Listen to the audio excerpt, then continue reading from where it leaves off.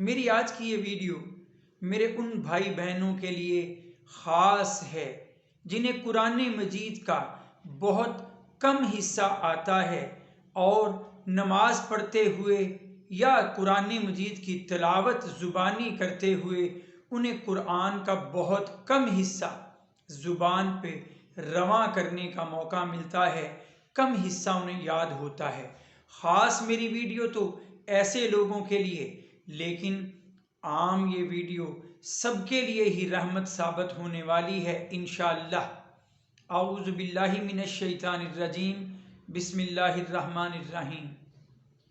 حضرت ابو ذر غفاری رضی اللہ تعالی عنہ فرماتے ہیں کہ رسول اللہ صلی اللہ علیہ وسلم نے ایک رات قرآن مجید کی ایک ہی آیت پڑھتے پڑھتے نماز میں صبح کر دی، یعنی تہجد کی نماز پڑھتے ہوئے آپ نے ایک ہی آیت بار بار تکرار کے ساتھ پڑھی یہاں تک کہ صبح ہو گئی۔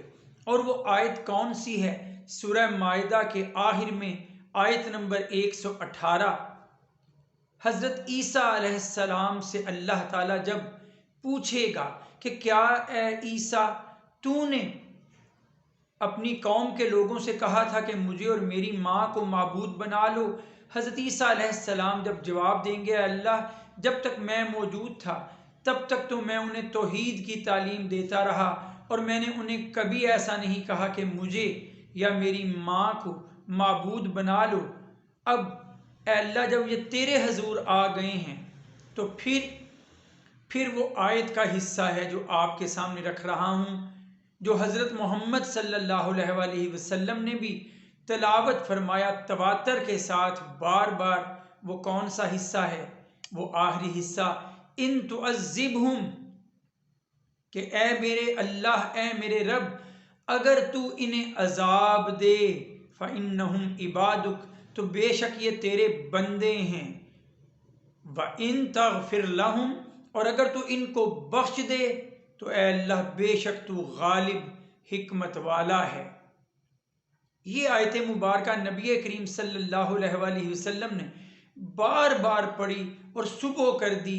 یہ پڑھتے پڑھتے یہ حدیث سنن ابن ماجہ میں آپ کو 1350 نمبر ملے گی اور سنن نسائی میں بھی یہ حدیث موجود ہے۔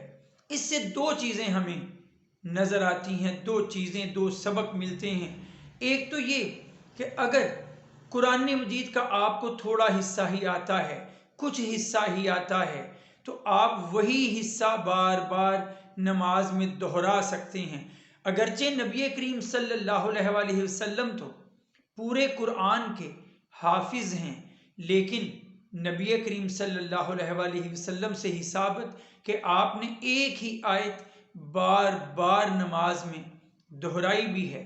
اور دوسری بات یہ کہ حضرت عیسیٰ علیہ السلام تو آخرت میں اللہ کے سوال کا جواب دیتے ہوئے اپنی قوم، اپنی امت کے لیے یہ دعا کریں گے، یہ بات اللہ کے حضور رکھیں گے۔ لیکن ہمارے حضرت محمد صلی اللہ علیہ وسلم کیسی وہ نبی رحمت ہیں کہ وہ آخرت میں ہی ہمارے لیے شفاعت نہیں فرمائیں گے، بلکہ دنیا میں بھی اپنی پوری رات اپنی امت مسلمہ کی بخشش کے لیے ہی اللہ کے حضور دعا گو رہا کرتے تھے۔ ہمیں بھی چاہیے کہ ہم اپنے نبی کی سنت کو تازہ کرتے رہیں، ہم بھی رات کو اٹھ کر اللہ کے حضور عبادت کرنے والے اور سب کے لیے دعائیں مانگنے والے بن جائیں۔ وآخر دعوانا ان الحمد للہ رب العالمین۔ السلام علیکم۔